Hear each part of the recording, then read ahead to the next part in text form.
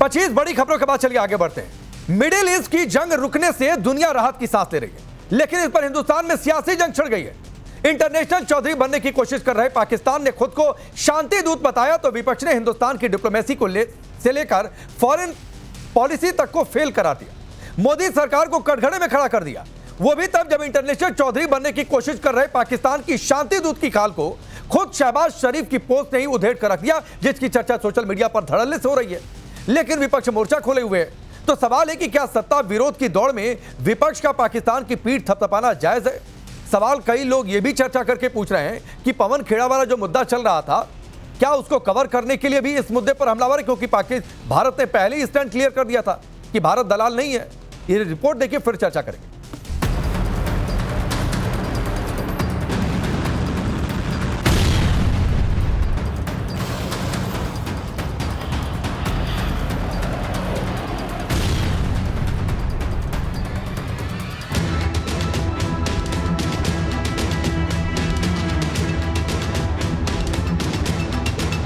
Fire का श्रेय मिल रहा है पाकिस्तान को। 100% हमारी डिप्लोमेसी, हमारी फॉरेन पॉलिसी फेल हो गई। ऐसा लग रहा है कि पाकिस्तान के तर्जमान हो गए हैं कांग्रेसी। इसमें जो पाकिस्तान का रोल है उसको हम इग्नोर नहीं कर सकते हैं। हमारे विश्वगुरु, हमारी विदेश नीति भारत की एक बार फिर चूक गई। भारत में पिंजड़े में कैद कोई मियां मिट्ठू जैसा मैसेंजर नहीं है, बल्कि लाउड एंड क्लियर मैसेज देने वाला नरेंद्र मोदी जी के नेतृत्व में रहा है। 2 हफ्ते का सीज फायर, जंग टली, लेकिन हिंदुस्तान में सियासत भड़क गई। एक तरफ पाकिस्तान खुद को शांति दूत बता रहा, तो दूसरी तरफ भारत में विपक्ष के कुछ बयान उसी नैरेटिव को ताकत दे रहे हैं। महबूबा मुफ्ती ने तो खुलकर पाकिस्तान की तारीफ में कसीदे पढ़ दिए, तो वहीं कांग्रेस से लेकर दूसरी विपक्षी पार्टियां इस बात पर भड़की हैं कि विदेश मंत्री जयशंकर ने जिस पाकिस्तान को दलाल कहा था, आज ट्रंप उसी को शुक्रिया अदा कर रहे हैं। सीज फायर का श्रेय मिल रहा है पाकिस्तान को। ये भारत के लिए और प्रधानमंत्री मोदी के लिए बहुत ही एम्बैरेसिंग बात है। यही हमारे विदेश मंत्री जयशंकर कहा था, ये दलाल राष्ट्र है, हम दलाली नहीं करते। लेकिन वही दलाल राष्ट्र को प्रेसिडेंट ट्रंप बोलता है थैंक यू पाकिस्तान।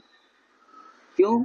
और इसमें जो पाकिस्तान का रोल है उसको हम इग्नोर नहीं कर सकते हैं, क्योंकि पाकिस्तान ने इस वक्त सालिसी करके, मीडिएट करके दुनिया को एक तीसरी जंग से बचाया है। पीड़ा एक हिंदुस्तानी होने के नाते मेरे मन में है कि 10 तारीख से वार्ता इस्लामाबाद में होगी, पाकिस्तान में। चीन ने इसमें पहल की, तो हमारे दोनों पड़ोसी देश जिनसे हमारे संबंध अच्छे नहीं,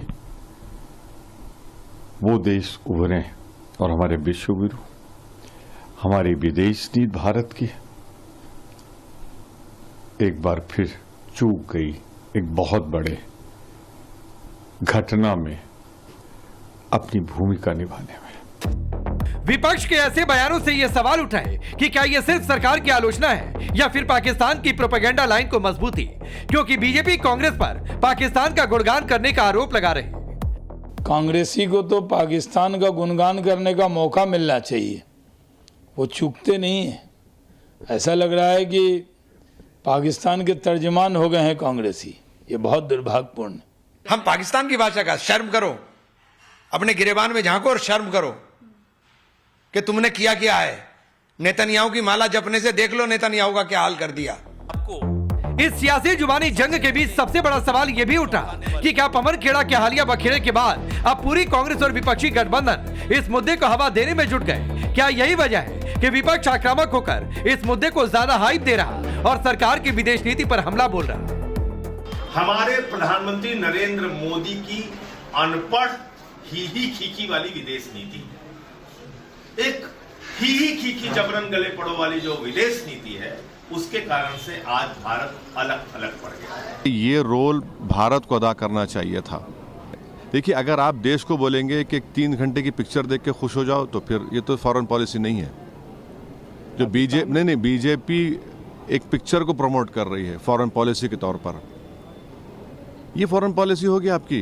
ये रोल भारत को मिल सकता था, लेकिन भारत ने गलतियां की, उनके गोद में जाके बैठे ट्रम्प के और नेतन्याहू के, उससे हमारा रोल खत्म ही हो गया।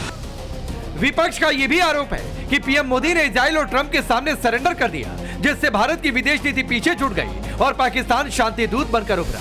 लेकिन बीजेपी इसे पाकिस्तान की अमेरिका की गुलामी करार दे रही, दावा कर रही कि पाकिस्तान केवल एक मैसेंजर भर है। मैसेंजर वाली थ्योरी को भी खुद शहबाज शरीफ ने साबित कर दिया। इंटरनेट पर शहबाज शरीफ की पोस्ट हिस्ट्री से पुराना पोस्ट वायरल है, जिसमें पोस्ट के ऊपर draft Pakistan PM message on x लिखा था, जिसे बाद में शहबाज शरीफ ने हटा दिया। दावा किया जा रहा कि अमेरिका ने जो मैसेज दिया, शहबाज ने बिना दिमाग लगाए उसे पोस्ट कर दिया।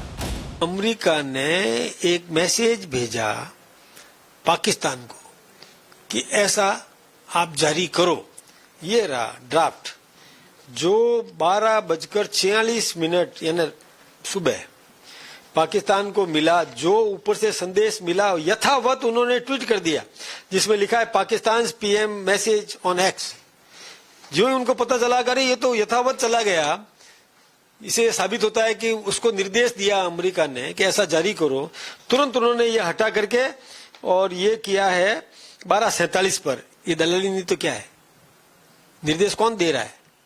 पाकिस्तान को कि उठ तो खड़ा हो, बैठ तो बैठ। अरे नाल ठुकवा लेने से गधा घोड़ा नहीं बन जाता है। शहबाज शरीफ कितनी भी कोशिश कर ले कि उसने वार रुकवाई, कोई वार वो रुकवा नहीं सकता है। अभी वो जो एक पिंजड़े में कैद जो मियाँ मिट्ठू है, जो अपने आप को जो है वो पिंजड़े में कैद होकर के जो मैसेंजर बनने के बाद मियाँ मिट्ठू बनने की दिखाने की कोशिश कर रहा है, तो भारत में पिंजड़े में कैद कोई मियाँ मिट्ठू जैसा मैसेंजर नहीं है, बल्कि लाउड एंड क्लियर मैसेज देने वाला नरेंद्र मोदी जी के नेतृत्व में रहा है। खुद शहबाज शरीफ के पोस्ट ने ही पाकिस्तान की शांति दूत वाली खाल को उधेड़ कर रख दिया। ऐसे में सवाल फिर वही है कि क्या पाकिस्तान वाकई शांति दूत है या सिर्फ एक पोस्टमैन? सवाल देश के विपक्ष से भी है, क्या सत्ता विरोध की अंधी दौड़ में पाकिस्तान की पीठ थपथपाना जायज है? आखिर क्यों वो पाकिस्तान के नैरेटिव को खाद पानी दे रहा? Bureau report, times now Bharat. तो चलिए आपने रिपोर्ट देखी। मैं आपका परिचय आज के मेहमानों से करवाता हूं। नवीन कुमार जिंदल जी पॉलिटिकल एनालिस्ट के तौर पर, अवधेश जी वरिष्ठ पत्रकार, निखिल जैन पॉलिटिकल एनालिस्ट कांग्रेस का पक्ष रखते हैं, निवास शर्मा आम आदमी पार्टी के नेता और प्रवक्ता, सतीश के सिंह सर है वरिष्ठ पत्रकार, और फखरुल हसन जी समाजवादी पार्टी के नेता और प्रवक्ता। आप सबका बहुत बहुत स्वागत है। सतीश के सिंह सर, पहला सवाल आपसे, आपको पाकिस्तान आज शांति दूत दिखाई दे रहा है या बेहतर पोस्टमैन दिखाई दे रहा है? देखिए, मुझे तो अब तक आतंक का सरगना विश्व गुरु ही दिखता था, लेकिन वो शांति का विश्व गुरु बन रहा है, वो भी जुम्मे के दिन सब लोग वहां जुटने वाले हैं। तो ये भारत के लिए बहुत चिंता की बात है और एक चुनौती भी की भी बात है। हम तो ये कहते हैं पांडे जी कि ये जो है, आप ये देखिए कि हमको अपने विदेश नीति में, बाहर की नीति में, कूटनीति में SIR करना चाहिए, स्पेशल इंटेंसिव रिवीजन अपने विदेश नीति में करना चाहिए। हम लोग यहाँ देशे में लगे हुए हैं, चुनाव से मस्त हैं, चुनावे में लगे हुए हैं। ये चिंता की बात नहीं है तो और क्या है कि वहां पर वो चाहे वो दलाल हो, चाहे कुछ भी हो, वो अमेरिका का भी दलाल है, वो चीन का भी दलाल है।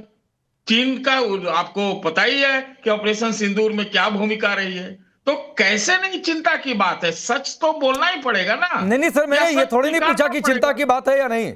सर, मैंने ये थोड़ी नहीं पूछा कि चिंता की बात है या नहीं। मैंने तो पूछा कि आपको शांति दूत दिखता है या बेहतर पोस्टमैन या दलाल दिखता है? आपने चारों बातें एक नेता की तरह कर दी, एक वरिष्ठ पत्रकार के तौर पर, तो मुझे नहीं समझ में आया सर। नहीं, अरे आपको कुछ समझ में आने की जरूरत भी नहीं, आप समझेंगे भी नहीं। आप सुन लीजिए, आपके बस की नहीं है समझना। नहीं सर, क्लियर कट बात है। नहीं सर, क्लियर कट बताएंगे, एक लाइन लेकर नेताओं की तरह जलेबी नहीं बनाएंगे तो समझ लेंगे सर। मैंने दो ऑप्शन दिए कि शांति दूत या दलाल, बहुत सीधी सी बात है, या पोस्टमैन। चलिए दलाल शब्द छोड़ भी दें आपके लिए तो। न कोई शांति दूत होता है, न कोई दलाल होता है। अपना सिक्का चलाता है और उसमें वो कामयाब है, और ये हमारे लिए चुनौती है। नंबर एक। नंबर दो और सुन लीजिए, और सब जवाब ही सुन लीजिए। जिस व्यक्ति ने भारत की सबसे ज्यादा बेइज्जती की है, उसका नाम है डोनाल्ड ट्रंप, जिसने बेड़ियां लगाई, जिसने व्यापार के 18-0 का डील आपके गले में लगाया, जिसने सीज फायर का दावा किया। तो हमको भी तो अब बदलना चाहिए ना नीति, या नहीं बदलना चाहिए? क्या हम करेंगे? हमारा तेल रूस से आएगा, नहीं आएगा? या हम सवाल कर रहे हैं, क्या जो पहले का वो ट्रेड डील कह रहा है वही होगा, या बदली हुई परिस्थितियों में बदलेगा? क्या हम उसके सामने खड़े होंगे? अरे आपका तो इतिहास है महोदय पांडे जी कि एक बार इससे पहले अगर अमेरिका को किसी ने हराया था तो 1971 में भारत ने हराया था, भारत ने हराया था। नहीं, वो सब बात ठीक है, लेकिन अवधेश जी, मैंने सिर्फ सीधे तौर पर एक लाइन पूछी थी कि शांति दूत या पोस्टमैन, आप विदेश नीति पर सवाल उठाए, ठीक है, लेकिन इसके इर्द गिर्द सतीश सर ने सारी बातें कर दी। मुझे सीख देने से लेकर विदेश नीति, रूस से तेल खरीदेंगे नहीं, सारी बातें कर ली, लेकिन ऑप्शन चूज नहीं किए सीधे तौर पर, या कहे तो दूसरी भाषा में चूज भी कर लिए नेताओं की तरफ।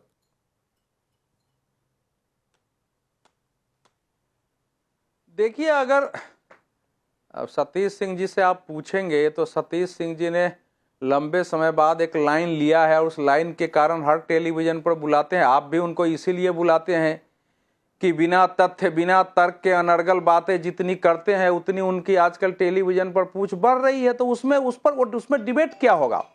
देखिए, बहुत जल्दी हमारे देश में इसका 3 पहलू है। हमारे देश में अपने देश को छोटा दिखाने के लिए यूरोप के देश में लड़ाई नहीं हो रही है कि अरे रे रे हमारे हाथ से चीजें छूट गई है। दुनिया में, भारत में ये लड़ाई हो रही है। मैं जरा कुछ प्रश्न उठा रहा हूं। सऊदी अरब, संयुक्त अरब अमीरात, कतर, बहरीन, ओमान, कुवैत और यहाँ इवन तुर्की भी, ये सब अमेरिका को कह रहे थे कि आप लंबे समय तक युद्ध करिए, जब तक ईरान को आप मिलिट्री दृष्टि से, आर्थिक दृष्टि से पंगु नहीं बनाएंगे, ये पूरे अरब के लिए खतरा बना रहेगा।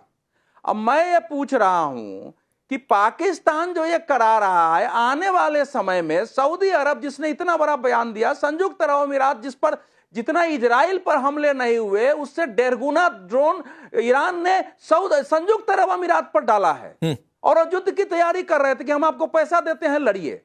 तो अभी जरा बड़ा जल्दी ये लोग करें। आने वाले समय में जो लोग उसका खर्च उठा रहे थे, जहां जाके वो सलाम करता था पाकिस्तान इन देशों के सामने, तुर्की के एर्दोगन के सामने, आने वाले समय में वो क्या उत्तर देगा कि चीन के कहने पर तुमने ये सारा काम कर लिया है और अभी बैठने वाला है। दूसरी बात जो कर रहा हूं, जो सबसे डेंजरस है, ईरान ने, देखिए कहां से क्या हो रहा है इस समय। ईरान ने इसका नाम दिया था ऑपरेशन फतेह खैबर।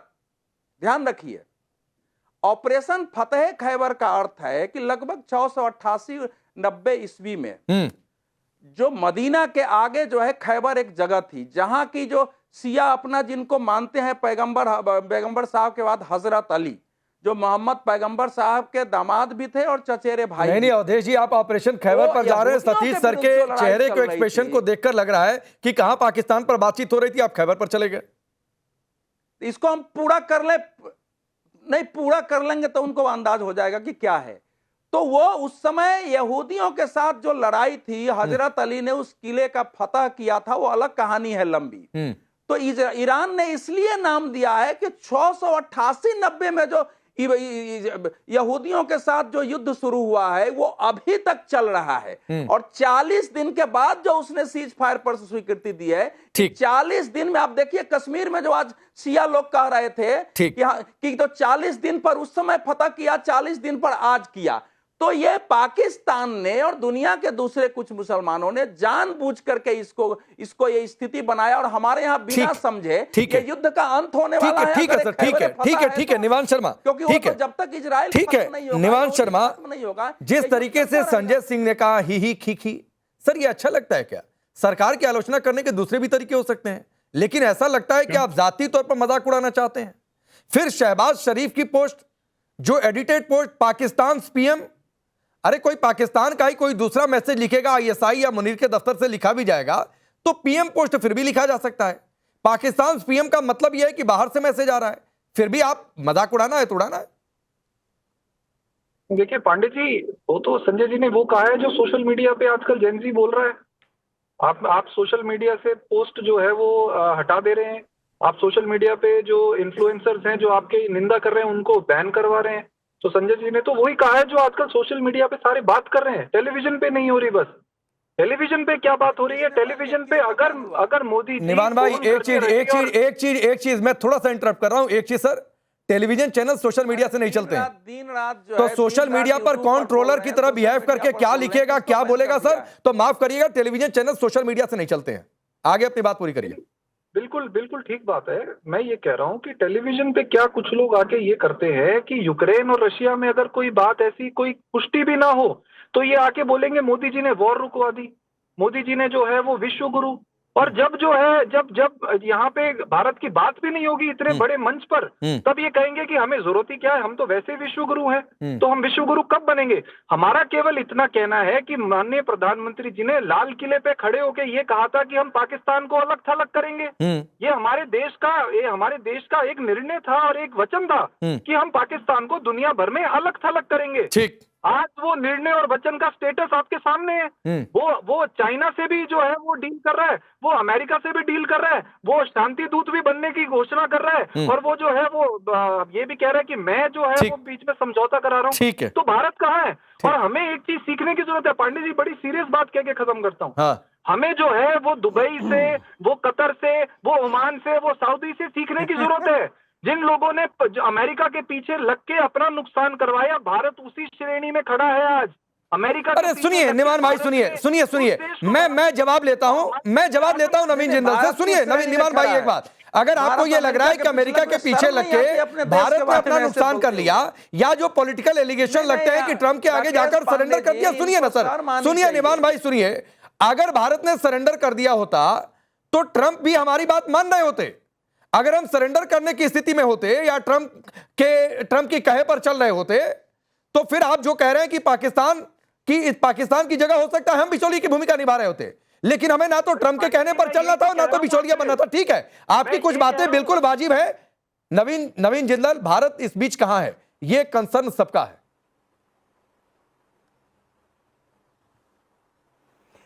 राकेश भाई, पहली बात तो ये कि भारत ने लगातार वसुधैव कुटुंब की बात की है, शांति की बात की है, ठीक, लेकिन आज पाकिस्तान के स्क्रिप्ट पढ़ने वाले कुछ हमारे देश के विपक्षी दल के नेताओं को और कुछ वामपंथी पत्रकारों को पाकिस्तान शांति दूत नजर आने लगा है, जो आतंक की जननी है, जिसने पूरे विश्व में आतंक फैलाया है, आतंकवादियों को पैदा करके हजारों करोड़ों लोगों को पूरे विश्व में मरवा डाला जिस व्यक्ति ने, जिस देश ने, उनको वो उसके अंदर शांति दूत नजर आने लगा। वो भी तब नजर आने लगा कि जो शर्तें ईरान ने 10 शर्तें रखी हैं, वो शर्तें किसी भी कीमत पे पूरी नहीं हो सकती। दूसरी बात ये अस्थाई शांति है, ये युद्ध, क्योंकि सब जानते हैं अमेरिका किस प्रकार से हारा है, और अमेरिका अपनी खींच मिटाने के लिए, उसे मालूम है सबसे ज्यादा जब उसने हिंदुस्तान और पाकिस्तान के बीच में जब चल रही थी अघोषित वार, और जिस वार के अंदर पाकिस्तान के तब सारे पेच ढीले कर दिए थे भारत की सेना ने, तब जो है उसने कहा कि मैंने भारत और पाकिस्तान के बीच में शांति करा दी, लेकिन देश के प्रधानमंत्री ने जब संसद में बोला कि किसी देश ने हमारे बीच में मध्यस्थता नहीं करी, तब उसको पता चला कि क्या स्थिति, उसको तब की खींच वो आज उतारना चाहता है। दूसरी बात, अभी इन्होंने कहा, मैं सुन रहा था कि 1970 वार के अंदर भारत ने जब जीता, भारत हारा नहीं है ना जी, भारत 1971 की वार में तो हारा ही नहीं था, देश की सेना ने जीता था, लेकिन हारा तो तब जब इंदिरा गांधी ने, कांग्रेस ने समझौता करके पाकिस्तान के 93,000 नहीं, ये अलग बात है नवीन भाई, ये अलग बात है, लेकिन ये तो तय है ना कि अमेरिका के सामने तब का भारत, सुनिए सर नवीन जिंदाल, जो फैक्ट है सर उसके साथ खिलवाड़ नहीं। 1971 की वॉर में यह तय है कि अमेरिका आपके अगेंस्ट था, आप अमेरिका के सामने डटकर खड़े थे, उसकी बातों को हमने धत्ता बता दिया और ये तय कर दिया कि पाकिस्तान के खिलाफ हम जो कर रहे हैं वहां पर रुकेंगे नहीं। दूध, इसी बात को यहां पर कोट किया गया। तो हम 1971 की वार में जीता ना राकेश भाई, 1971 की वार में भारत ने युद्ध जीता ना, और जीतने के बाद अमेरिका को आंखें दिखाई, 18,000 वर्ग किलोमीटर की जगह को छोड़ दिया, अमेरिका और अपने सैनिकों को नहीं लिया। ये भी फैक्ट है, वो ठीक है, अपने सैनिकों को वापस नहीं लिया, नहीं ले लिया, बातें वो ठीक है, लेकिन उनका यहां पर तुक नहीं है अभी फिलहाल, सैनिकों को अपने सैनिकों को नहीं लिया। लेकिन मेरी बात बताइए कि आज पूरे विश्व, आप क्या समझते हैं 10 ये समझौता, अब ये फाइनल समझौता है? कांग्रेस तो केवल पाकिस्तानी, तो आपको ये लग रहा है कि 14 दिन बाद लड़ाई शुरू हो जाएगी ना? मुझे बताइए ना कि आपको ये लग रहा है 14 दिन बाद लड़ाई शुरू हो जाएगी? सतीश सर मुस्कुरा रहे हैं, वो कुछ कहना भी चाहते हैं, लेकिन सर 2 मेहमान अभी बाकी है, जल्दी से उनके पास पूरे डैमेज जितना ईरान को जितना नुकसान हुआ है, क्या अमेरिका उसको देगा? चाहे जितने खाड़ी देशों को, अरे वो दे या ना दे, ये आज का विषय थोड़े नहीं है नवीन जिंदल। अमेरिका दे या ना दे, वो सही आपकी बात है कि अमेरिका नहीं देगा भाई, और 14 दिन के बाद देखेंगे कि क्या है। अभी तो शुक्रवार को इस्लामाबाद में बातचीत है। लेकिन ईरान ने 10 पॉइंट्स दिए ना अपने इस 10 ठीक है फखरुल हसन जी, आता हूं निखिल भाई, आता हूं। फखरुल हसन जी आपकी पार्टी के सांसद ने भी कहा कि पीएम ने ट्रंप के सामने आत्मसमर्पण कर दिया है। अब मेरा सवाल बहुत सीधा सा है, जो मैंने पहले भी कहा, अगर आत्मसमर्पण कर चुके होते तो ना ट्रंप हमारे खिलाफ बोलते, ना आप लोग जो कहते हैं कि ट्रंप हमें नीचा दिखाते तो वो नहीं होते, और फिर आप लोगों के हिसाब से हो सकता है पाकिस्तान की जगह भारत बिचौलिए की भूमिका में होता। नहीं, देखिए सवाल इस बात का नहीं है कि कौन बिचौलिया है, कौन क्या कर रहा है, और सवाल इस बात का भी नहीं है। हमारी जो चिंता है वो अपने देश को लेके है, हमारी अपनी विदेश नीति को लेके। अमेरिका में क्या हुआ, ईरान में क्या हुआ, वहां युद्ध विराम कैसे हुआ, किन परिस्थितियों में हुआ, किसने कराया, सवाल इस बात का नहीं है। देखिए सवाल इस बात का है कि जो हम आर्गुमेंट करते हैं पूरी दुनिया में, हम एक बात को कहते हैं कि पाकिस्तान एक आतंकी मुल्क है, आतंकवाद को समर्थन करता है। हमारे देश में आतंकी घटनाएं जितनी होती हैं सब में पाकिस्तान और उनसे जुड़े हुए आतंकी संगठनों की भूमिकाएं होती है। हम हमेशा जो विश्व का पटल है वहां पे अपनी इस आर्गुमेंट को रखते हैं। जब आज पाकिस्तान कहीं मध्यस्थता कहीं कर रहा है तो हमारा जो आर्गुमेंट है, जो हम आर्गुमेंट अपना आगे देंगे कि पाकिस्तान एक आतंकी मुल्क है, और हम सब हिंदुस्तानी जानते हैं कि पाकिस्तान एक आतंकी मुल्क है, लेकिन हमारा ये आर्गुमेंट आगे जाके कमजोर होगा जब पाकिस्तान किसी भूमिका में नजर आएगा कि किसी युद्ध विराम कराने में या समझौता कराने में कोई भी भूमिका हो। मैं कहता हूं छोटी भूमिका हो, बड़ी भूमिका हो, कैसी भूमिका हो, वो हमारा विषय नहीं है। हमारा विषय अपना देश है, हमारे देश की विदेश नीति है, हमारा आर्गुमेंट है जो हम लगातार कहते आए, और हमारा देश उस आतंकवाद को झेल रहा है जो पाकिस्तान प्रायोजित है, जो जम्मू कश्मीर में भी नजर आता है, जो देश के विभिन्न हिस्सों में नजर आता है। हमारी चिंता ये है, हमारी चिंता जो क्या कह रहे हैं, पाकिस्तान आतंकवादी देश कैसे नजर नहीं आएगा? पाकिस्तान के अंदर आतंकवादी जो कैंप चल रहे हैं उसको आप कैसे इग्नोर कर देंगे? पाकिस्तानी आतंकवादी संगठनों के बारे में जो चल रहे हैं, अगर वो चलाता रहेगा तो उसको नहीं मानेंगे? कौन कह रहा है? नहीं, कौन कह रहा है कि पाकिस्तान आतंकी मुल्क नहीं है? आप कह रहे हो ना कि शांति, हमारा पक्ष कमजोर हो जाएगा। पाकिस्तान एक आतंकी मुल्क है।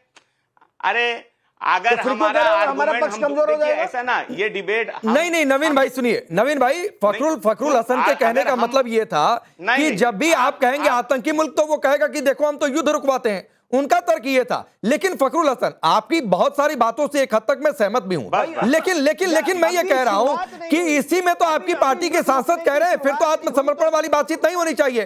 फिर आप विदेश नीति पर सवाल उठाइए कि चलो ठीक है वो बिचौलिया बन गया, ठीक है, लेकिन कल को आतंक पर बातचीत होगी तो कहेगा कि हम युद्ध रुकवा रहे हैं।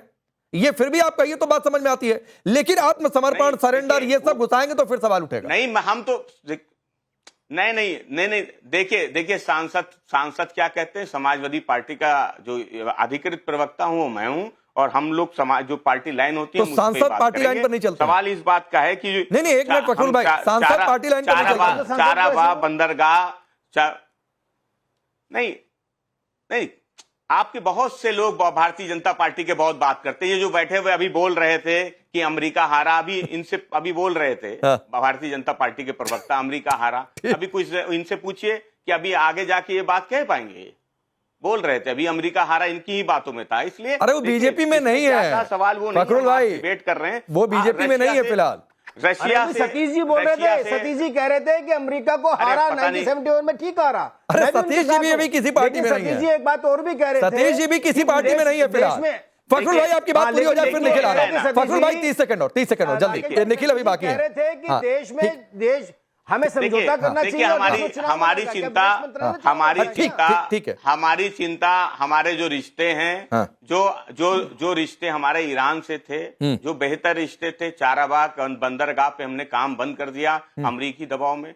जिस तरह से रशिया से हमने तेल लेना बंद कर दिया अमरीकी दबाव में, हमारी चिंता यही है। और चिंता देखिए जायज भी है, क्योंकि हमारे रिश्ते बेहतर थे। आज हो सकता है हमारी भूमिका नहीं हो उसमें, लेकिन देखिए बार बार बीच में बोलते हैं, मैं तो किसी के बीच में नहीं कोई नहीं बोल रहा है, बोलिए, कोई नहीं बोल रहा है, बोलिए फखरुल भाई बोलिए। और देखिए हम सबकी चिंता, हम पहले भारतीय हैं, फिर हम समाजवादी पार्टी में कोई दूसरे दल में होंगे, किसी राजनीतिक दल में होंगे। पहले हम भारतीय हैं और हम अपने देश के हित देख रहे हैं कि हमारा देश का हित कहाँ है। हम समाजवादी कभी नहीं चाहते कि देश कहीं झुकता हुआ नजर आए, और कभी देश झुकेगा भी नहीं। सवाल इस बात का है ही नहीं कि हमारी भूमिका, कि हम तो इस बात को देख रहे हैं कि जो हमारा आर्गुमेंट था, मैं बार बार उस बात को दोहरा रहा हूं कि पाकिस्तान की जब कहीं भूमिका नजर आ रही है आतंकी, ठीक है, लेकिन एक चीज आपको बता देता हूं, एक चीज बताकर मैं निखिल जैन के पास जा रहा हूं। फखरुल भाई, जो आपने चाबहार की बातचीत की, अभी एक दिन पहले ये जानकारी आई, कितनी पुष्ट है अभी मैं उसको तो नहीं बता सकता, लेकिन एक जानकारी ये जरूर आई कि ईरान की ओर से ये कहा गया है कि चाबहार प्रोजेक्ट आगे चलकर हमारी वजह से कोई प्रभावित नहीं होगा, ये कहा गया है। खैर निखिल जैन, बहुत सारे लोग ये भी कह रहे हैं कि जब भारत ने पहले से तय कर दिया था कि हम पोस्टमैन की भूमिका में नहीं है, उसके बावजूद अगर आप लोग आज इस मुद्दे को हाइप कर रहे हैं तो सिर्फ इसलिए कि पवन खेड़ा वाले मुद्दे को दबाया जा सके। देखिए, पवन खेड़ा वाला मुद्दा आया, उससे बहुत पहले से विपक्ष कांग्रेस पार्टी ये मुद्दा उठा रही है, तो ये पवन खेड़ा के मुद्दे से क्यों जोड़ा जा रहा है समझ नहीं आता। और पवन खेड़ा के मुद्दे पे ये तो मैंने खुद सरकारी वेबसाइट से डॉक्यूमेंट निकाल रखे हैं, हेमंता बिस्वा शर्मा के नाम की कंपनी की, पर मैं उस पर नहीं जाता। मैं एक बात से शुरुआत करना चाहूंगा कि बचपन में ना हमारे बड़े बूढ़े कहानी सुनाते थे हमें एक सीख देने के लिए, कि जब कबूतर के आगे बिल्ली आ जाती है तो कबूतर आंख बंद कर लेता है। कबूतर के आंख बंद करने से बिल्ली नहीं चली जाती, सच नहीं बदल जाता, संकट नहीं चला जाता, लेकिन कबूतर केवल अपनी कायरता दिखाता है। सीख ये थी कि जो सच है उसे सच की तरह देखो, चुनौतियों का सामना करो, उनसे भागो मत। हम सब इस पैनल पे बैठे हुए सारे साथी मानेंगे कि पाकिस्तान एक आतंकवादी देश है, आज से नहीं है, दशकों से है, और आज भी है, रहा भी है और आज भी है। ईरान का एक दुश्मन देश भी है पाकिस्तान। मजे की बात यह है, कई साथियों को अगर ना पता हो तो 2024 में एक दूसरे पे मिसाइलें गिराई थी, लेकिन वही पाकिस्तान आज दक्षिणी एशिया का नहीं, विश्व के इतने भारी संकट में उसने मध्यस्थता की भूमिका निभाई। अब वो पोस्टमैन की थी, शांति दूत की थी, उस पर हम बहस कर सकते हैं, लेकिन पाकिस्तान ने मध्यस्थता करी। इसको जुटलाना कबूतर की तरह आंख बंद करना होगा, और मैं कबूतर नहीं बनना चाहता।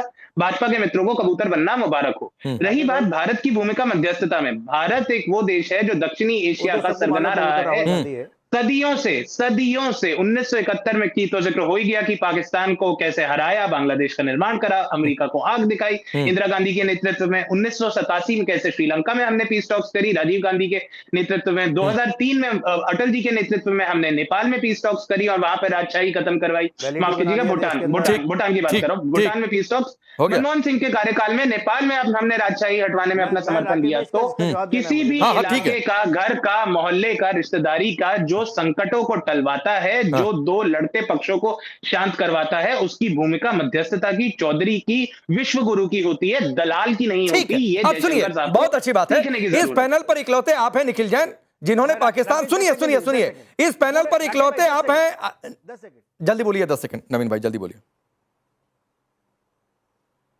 बस मुझे इतना कहना है कि पूरे विश्व के अंदर कोई देश ऐसा नहीं है जो पाकिस्तान को विश्व गुरु मानता हो, कांग्रेस के अलावा।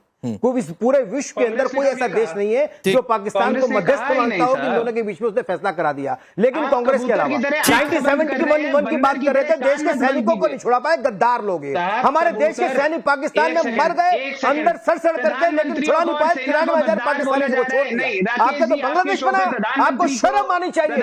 आपने देश के अंदर जब आप कहते हो कि हमने बांग्लादेश, ठीक है, आपके 10 सेकंड हो गए नवीन जिंदल, आपके 10 सेकंड हो गए। सतीश सर आ रहा हूं, लेकिन एक बात कहते हुए निखिल जैन को सुनिए। नवीन जिंदल हो गया सर, हो गया। अब सुनिए, इस पैनल पर निखिल जैन इकलौते आप हैं जिन्होंने पाकिस्तान को विश्वगुरु बोल दिया, जिन्होंने पाकिस्तान को शांति दूत बोल दिया। हाँ, बोल दिया आपने बोला, आपने बोला, अभी आपने साबित कर दिया कि पाकिस्तान आज की डेट में शांति दूत बन गया, विश्वगुरु बन गया। सुनिए सर, सुनिए, इसकी भी बात सुनिए सर। जिस दिन ये डिबेट शुरू हुई थी, आतंकवाद का सरगना अगर विश्व संकट में मध्यस्थता कर रहा है तो मैं कबूतर की तरह आंख नहीं बंद करूंगा। तो सर मत बंद करिए ना, आपकी कबूतर वाली आंख मैं खोलता हूं, आप कबूतर की तरह आंख मत बंद करिए निखिल जैन, मैं आपकी आंख खोलता हूं, रुक जाइए। और अगर गलत होगा तो सतीश सर और अवधेश जी, 2 पत्रकार हैं, वो मुझे क्रॉस करेंगे। रुक जाइए निखिल जैन रुक जाइए, hold on Nikhil Jain, hold on. आपने कहा ना मैं कबूतर की आंख खोलता हूं। 2209, जिस दिन ये डिबेट शुरू हुई थी उस दिन भी मैंने कोट किया था। 2209 Wisconsin Avenue, north west Washington DC में ये एक एड्रेस है, पिन कोड है 20007। ये एड्रेस है पाकिस्तान की एम्बेसी का। उस पाकिस्तान की एम्बेसी में एक सेक्शन काम करता है, इंटरेस्ट सेक्शन ऑफ ईरान, और ये काम कर रहा है 1992 से। 79 में जब क्रांति हुई थी, जब क्राइसिस हुई थी, तब से माफ करिएगा, तब से ईरान और अमेरिका में राजनयिक संबंध नहीं है। और तब यह समझौते के तहत तय हुआ था कि दोनों देश किसी तीसरे के साथ संपर्क करेंगे। उसके बाद हमारे बीच बातचीत हुई थी और 1992 से यह भूमिका पाकिस्तान निभा रहा है। तो आप अपनी कबूतरवाली आंख बंद रखिए या खोलिए, 1992 से पाकिस्तान पोस्टमैन की भूमिका में है अमेरिका और ईरान के बीच बातचीत के लिए, अपने वॉशिंगटन की एम्बेसी के जरिए। तो सर आप अपनी कबूतर वाली आंख बंद करिए या खोलिए, या वो परिभाषा आप पर खुद लागू होती है, आप अपने पास रखिए। ठीक है सर। नहीं है हम मध्यस्थ, अरे नहीं करना है भाई, नहीं करना है। ये सरकार ने स्टैंड लिया तो सुनिए ना, 92 सुनिए ना 92, अरे सुनिए, हाँ तो सुनिए ना, 92 के बाद से अभी तक कांग्रेस की सरकारें रही है ना। अरे निखिल जैन सुनिए, 92 के बाद से कांग्रेस की सरकार रही है ना, क्यों नहीं कहा कि हमारी एम्बेसी के जरिए संपर्क करो ईरान से? जाकर कहना चाहिए था ना, छोड़ो पाकिस्तान आतंकी मुल्क है, हम अपनी एम्बेसी के जरिए आपको ईरान से संपर्क करवा रहे हैं। क्यों नहीं जाकर समझौता कर लिया था? क्यों नहीं वाशिंगटन में भारतीय एम्बेसी के जरिए कहा था कि आओ संपर्क करो? और रशिया में जब शांति की बात कर रहे थे तब फिर वही बात है। नहीं, यहाँ पोस्टमैन की भूमिका पर बातचीत हो रही है, बिचौलिए वाली पर बातचीत हो रही है। अब रुक जाइए सतीश सर, 1 मिनट रुक जाइए। निखिल जैन आपने कबूतर की बात बोली, आंख खोलने बंद करने की बात की, मैंने एक फैक्ट रखा। 1 मिनट सतीश सर, एक फैक्ट है जो मैंने अभी कोट किया, कुछ गलत होगा तो आप बता दीजिएगा। तो ये फैक्ट है कि तब से पाकिस्तान पोस्टमैन की भूमिका में है, तो जाहिर सी बात है मुफीद वही था कि अमेरिका को कुछ कहना है तो पाकिस्तान के जरिए कहेगा, या उधर को कुछ कहना है तो पाकिस्तान के जरिए कहेगा। आप ही जवाब दे दीजिए ना कि अगर वो पोस्टमैन की भूमिका निभा रहा है तो हम पोस्टमैन को तो पहले बहुत रिजेक्ट कर चुके हैं, बार बार रिजेक्ट कर चुके हैं। आजकल वो इजेक्ट होके शांति दूत बन गया है। तो आप जो उसको सिलेक्ट कर रहा है, आप उसको क्यों नहीं रिजेक्ट करते?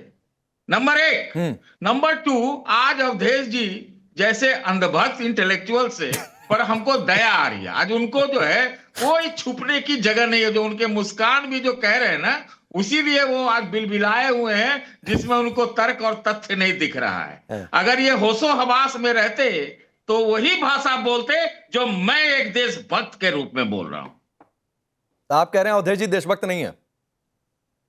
नहीं, हम ये नहीं कह रहे हैं, भाषा नहीं बोल रहे हैं। अवधेश जी बोलिए। देखिए ऐसा है ना, अब किसी को जो है एक कोई गरज रहा हो और उस खंडहर में अगर किसी को विजय का अट्टहास नजर आए तो मैं उसमें कुछ नहीं कर सकता हूं। पाकिस्तान के दृष्टि से भारत को देखना ही जो है ये शर्मनाक है। भारत ने अपना एक स्टैंड लिया है कि इस युद्ध में हमारी कोई न भूमिका है ना हम निभाने जा रहे हैं, क्योंकि मालूम है कि इतना मसला जटिल है कि इसमें हाथ डालेंगे तो जलेंगे, इसका कोई समाधान नहीं कर सकता है पश्चिम एशिया का। सुनिए ध्यान से, नहीं सुनिए, मैंने सुन लिया आपको, सुन लिया आपको भारत के विरोध में, देश के विरोध में बोलने में बहुत आनंद आता है, आप बोलते रहिए। ट्रंप ने जो है, जब ट्रंप मुनीर को बुला करके और उसको भोजन कराता है, वो तो कब से पुचकार रहा है, वो इन्हीं सब दिनों के लिए उसको खड़ा करके रखे हुए हैं कि हम उसके माध्यम से अपना हथियार बना के कुछ काम करेंगे। तो हम क्या नहीं ना, क्या हम उसके भूमिका में जाएं? नहीं, सुनिए, भारत ने इस युद्ध के बीच में सभी अरब देशों से बात की, ईरान से भी बात की, इजराइल से भी बात की, और भारत का स्टैंड बहुत क्लियर है। हम जानते हैं कि ये युद्ध विराम जो है अमेरिका हट जाएगा, लेकिन न ईरान मानने वाला है, न इजराइल मानने वाला है, ठीक है, न उसका हुती मानने वाला है। ये युद्ध चलता रहेगा जब तक इजराइल रहेगा। भारत की भूमिका देखिए, इस समय भारत की भूमिका ऐसी है जो इतिहास इसका निर्णय करेगा कि आज जो निर्णय किया है भारत ने, उसके परिणाम सब समय आएंगे, और ईरान कभी नहीं कहने जा रहा है कि भारत जो है हमारे विरुद्ध। फखरुल हसन जी 20 सेकंड, आप ही लोग कह रहे हैं क्या हम पाकिस्तान की नजर से देख रहे हैं, इसीलिए ये विरोध या बातें जो अवधेश जी कर रहे? नहीं, देखिए हम पूरे विश्व को देख रहे हैं, पाकिस्तान को केवल नहीं देख रहे। ये जो पूरा नहीं, पाकिस्तान की नजर से भारत को देख रहे हैं, वो ये कह रहे थे। आप जो देशवासी हैं, नहीं क्यों नहीं, कोई हम अपने देश को देख रहे हैं, हम अपने देश के हित को समाजवादी पार्टी देख रही है, हम अपने देश की जनता के हित को देख रहे हैं। यहाँ जो हमारे हित हैं वो सुरक्षित रहे, हमारी विदेश नीति वो इतनी सक्षम, इतनी अच्छी हो। ठीक है, अमेरिका, ठीक है सर, आप लोगों को रोकता हूं,